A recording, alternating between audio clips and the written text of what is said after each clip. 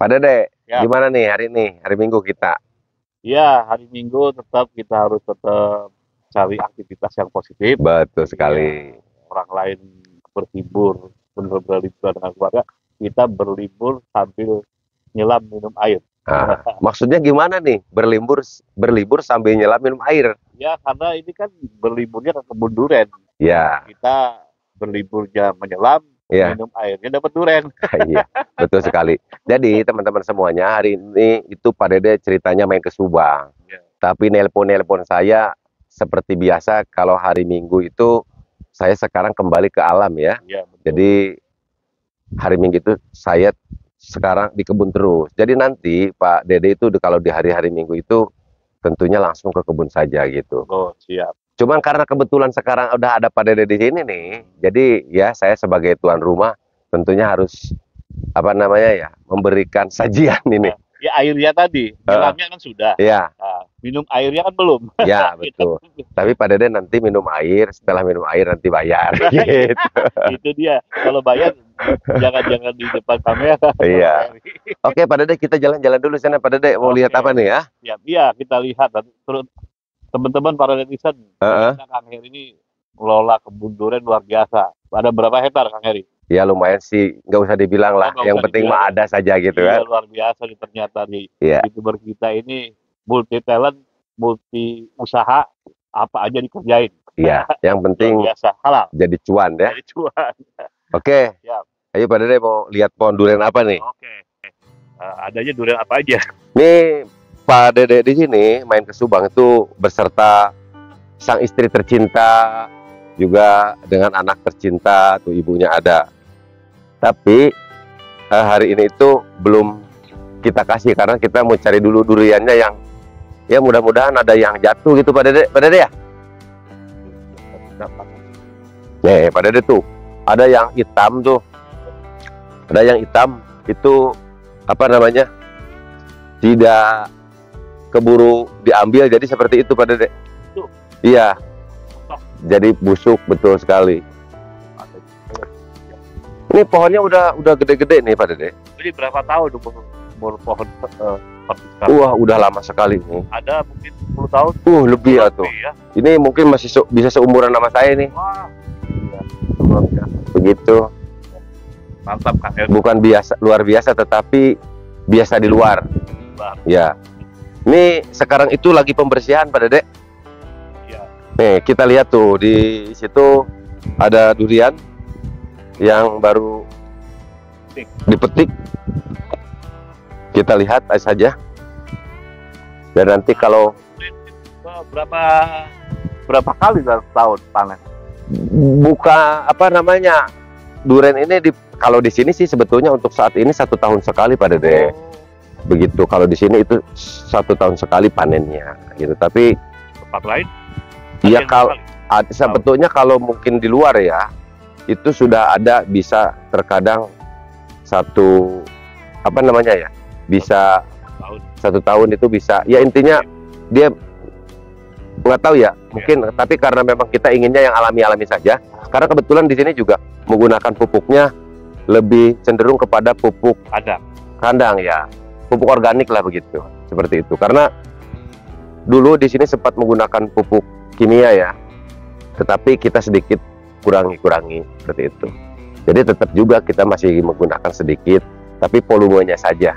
Produktivitasnya gimana perbedaannya antara pupuk organik dengan pupuk kimia? Jadi begini ya, sebetulnya kalau yang namanya pupuk kimia itu begitu dia aplikasikan, ini kita bicara pupuk dulu ya, belum kepada pestisida ya. Kita aplikasikan itu dia sifatnya itu kontak begitu.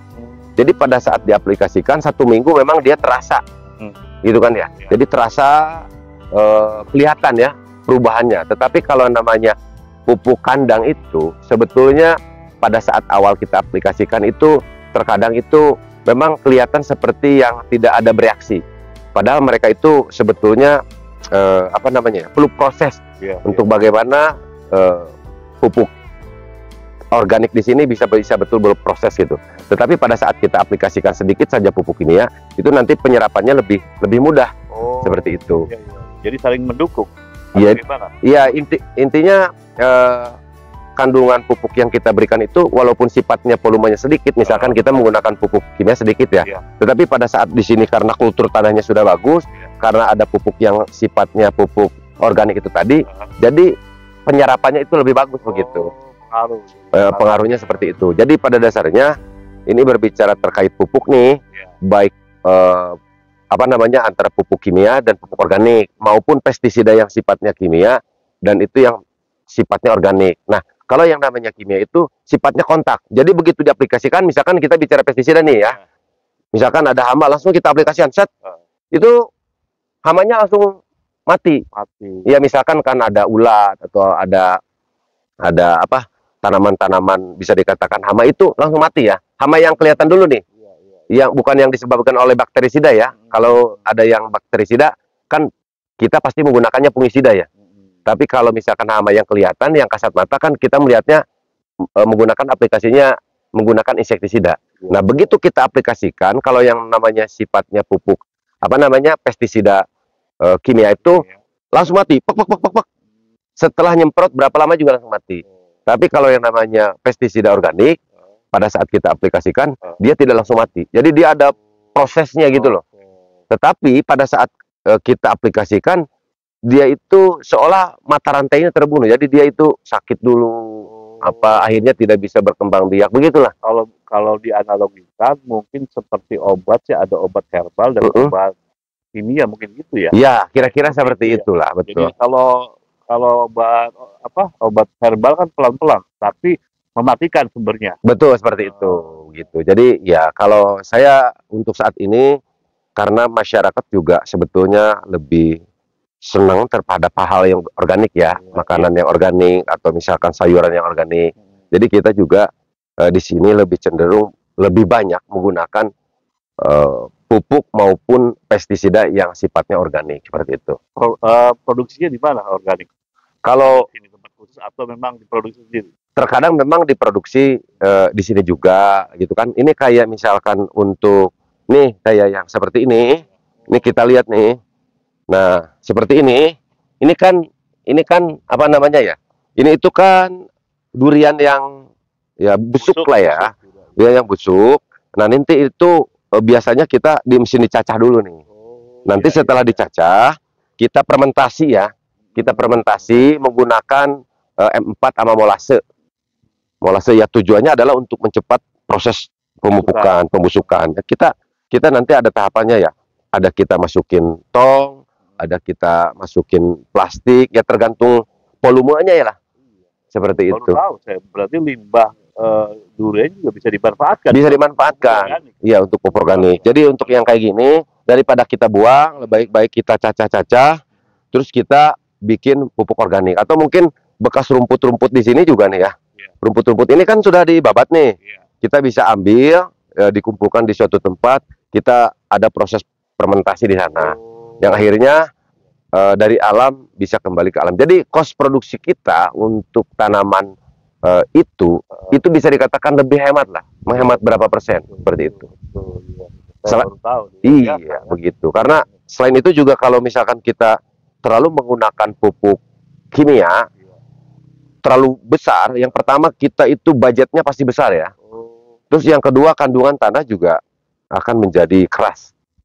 Nah, oleh karena itu untuk menjaga kesuburan ya kita apa namanya ya melakukan inovasi lah ya, memanfaatkan sumber daya alam yang ada gitu kan ya, dengan limbah-limbah yang ada, dan kita juga sedang belajar untuk bagaimana kita bisa menambah SDM kita dalam pengolahan lahan yang baik dan benar seperti itulah. Nah sekarang biasanya hama apa yang sering nyerang pohon durian?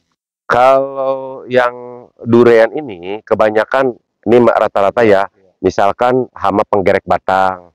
Jadi batangnya itu mati. Itu kalau kita lihat itu pasti aja ada apa namanya ya? Ada binatangnya nih. Nah, terkadang kita sistemnya menyuntikkan insektisida ya. Kalau sifatnya seperti itu menyuntikkan insektisida atau mungkin bisa saja dicampur dengan fungisida, disuntikkan nih ke lubang-lubangnya agar si penyakit atau binatang yang merayap yang merusak. Ya bisa dikatakan tadi penggerek batang itu akhirnya dia keluar dan mati gitu, seperti itu. Pancing. Iya, jadi disuntikan aja kita, diinjekkan lah, diinjek set gitu kan, masuk tuh ke dalam kan cairannya. Mungkin dia tidak kuat, bertahan akhirnya keluar. Akhirnya is dead. Nah, seperti itu. Baru tahu saya itu. Ya, begitu Pak Dede lah. Ini sedikit bincang-bincang saja karena saya apa namanya ya seperti halnya diketahui oleh Pak Dede ya, bahwa pada dasarnya saya itu adalah keluarga petani gitu.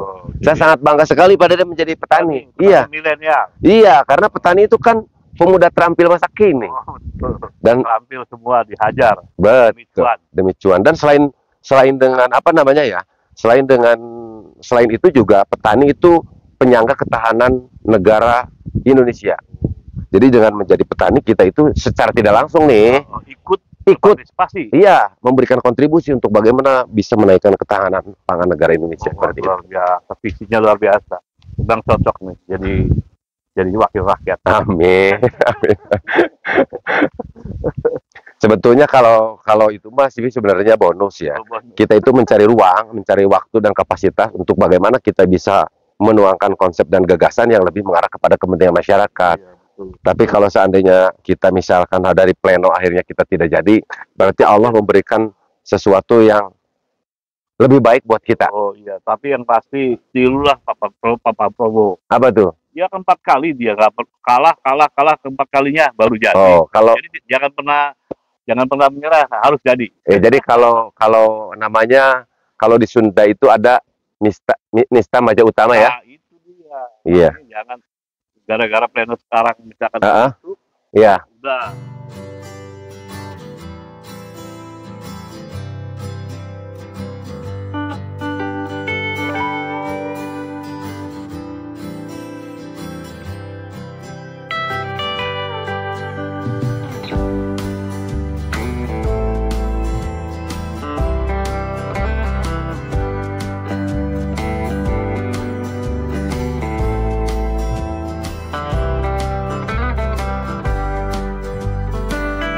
Nih teman-teman nih, kebetulan saya dengan petani milenial asli Subang juga nih, tepatnya di desa wisata Desa Bunyahayu, Kecamatan Jalan Cadas, Kabupaten Subang. Dan kebetulan sekarang hari Minggu, jadi sebentar lagi gajian, tenang. Nah, bagaimana nih kira-kira target berapa lama lagi kita pembersihan? Pembersihan paling 4 hari lagi. 4 hari lagi ya? Beres semua. Sudah pembersihan nanti dilanjutkan ke pemupukan ya? Iya. Nah, jadi teman-teman seperti yang saya katakan, jadi sebelum kita pemupukan itu kita bersihkan dulu alang-alangnya. Iya betul. Agar nanti pupuknya ini tepat sasaran. Iya. Jadi diserapnya ke tumbuhan tanaman durian gitu. Gitu. Setelah berarti pemupukan kita menggunakan pupuk kandang dulu aja ya? Pupuk kandang. Gitu. Nah, itulah teman-teman ya dengan petani milenial Subang. Gitu. Oke? Teman-teman ikuti kita terus karena sebentar lagi kita akan mukbang durian. Pick it up.